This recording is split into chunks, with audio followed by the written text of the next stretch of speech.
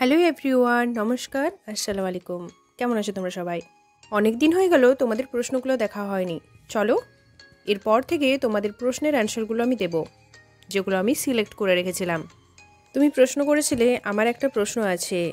এখন বিটিএসের হেটার্সের অনেক সংখ্যা বেড়েছে। ওরা যখন বিটিএসদের খারাপ কথা বলে, তখন তাদের যদি আমি কিছু বলি, তখন ওরা বলে বিটিএস তোর কে হয়।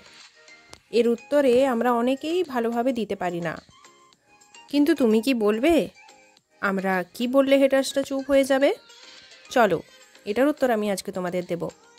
দেখো, তোমার যদি বন্ধু, তোমার বাবা মা বা তোমার আত্মীয় স্বজন যদি বিটিএসকে পছন্দ না করে, তাও কোনো ব্যাপার নয়, তাও ঠিক আছে, কারণ আমি তাদের মতামতকে সম্মান করি।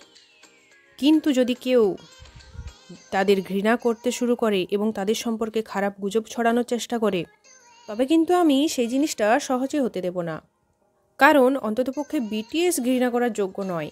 আমাদের বিটিএসের সদস্যরা, বিটিএসের ছেলেরা এত বেশি অর্জন করে নিয়েছে যে তাদের কৃতজ্ঞ প্রতিটি হেটার্সদের মুখ বন্ধ করার জন্য যথেষ্ট। যেমন তারা মোট 42টি দেশাং জিতেছে, যেটা অবিশ্বাস্য। তারাই একমাত্র প্রথম কে-পপ আর্টিস্ট যারা বিলবোর্ডে টপ করেছিল। তারাই প্রথম গ্রুপ যারা অন্য কোম্পানির শেয়ার পেয়েছে, মানে আমেরিকান কোম্পানির কথা বলছি, যেখানের কিছু শেয়ার কোরিয়ান কোম্পানি অর্থাৎ বিটিএসদের হাইব কোম্পানির সাথে যুক্ত। কোরিয়ান অর্থনীতিতে প্রধান আয়ের উৎপাদক এবং তাদের পিডি অর্থাৎ ব্যাংক পিডি কোরিয়ান পঞ্চম ধনী ব্যক্তি ইত্যাদি। এরকম ধরনের আরও অনেক কিছু আছে। আর তাদের ফ্যান্ডম, যাদেরকে আমরা আর্মি বলে থাকি, বিটিএসের ফ্যানবেস, এটা কিন্তু জোক নয়। তাদের প্রভাব প্রত্যেকটা দেশেই রয়েছে। তার মধ্যে আমি বলে দিই, তাদের দেশ ছাড়া Japan, America, India, Pakistan, Bangladesh, Philippines, এইরকম আরও অনেক দেশ আছে যেখানে বিটিএসের ফ্যান প্রচুর রয়েছে। আমাদের আর্মিরা বিটিএস মেম্বারদেরকে এত ভালোবাসে যে এটা জেনে পরেও যে তাদের সাথে কোনোদিনও দেখা করতে পারবে না, তা সত্ত্বেও এত ভালোবাসা দেয়। তার মানে তো তোমরা বুঝতেই পারছো, তারা অসাধারণ। তাদেরকে ইউনাইটেড নেশনে ইনভাইট করা হয়েছিল। এইভাবেই তারা আর্মিদের সাথে কমিউনিকেট করতে পেরেছে।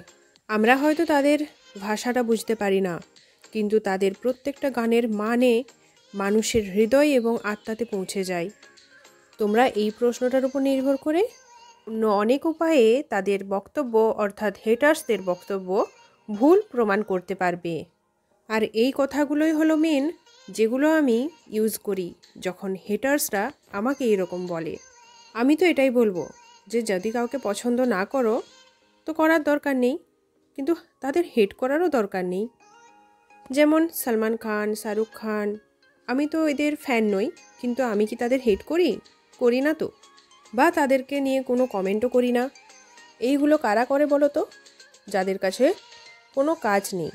আর আমি শেষে তোমাদের এই কথাটাই বলবো, যদি এই সব অ্যান্সারগুলো দেওয়ার পরেও তারা যদি একই রিয়াকশান দেয়, একই কথা বলে, তাদের মধ্যে যদি কোনো চেঞ্জেস না আসে, তাহলে তোমরা একটা জিনিস করবে।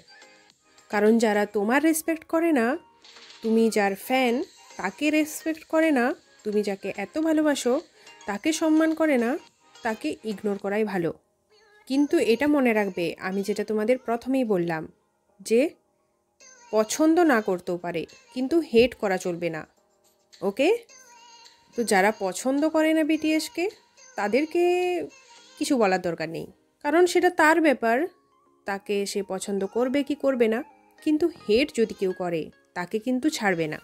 আর বাদ বাকি যদি তাতেও না বুঝে, তোমরা তাদেরকে ইগনোর করবে। কারণ তুমি জানো তুমি কে, তুমি কাকে ভালোবাসো, তুমি কার ফ্যান, সেটা তুমিই জানো। আর যাকে তুমি জানাতে চাইছো, সে অবশ্যই একদিন না একদিন বুঝবে। আজ না হলেও অন্য দিন হলেও বুঝবে যে তুমি কার ফ্যান। আর আমি এটাও জানি যে এই বিষয় নিয়ে আরও অনেকের কিছু মন্তব্য থাকবে, তাই আমি চাইবো তোমরা সব কিছু নিচে কমেন্ট করো। ওকে? আমি রিপ্লাই করব। Take care and bye by.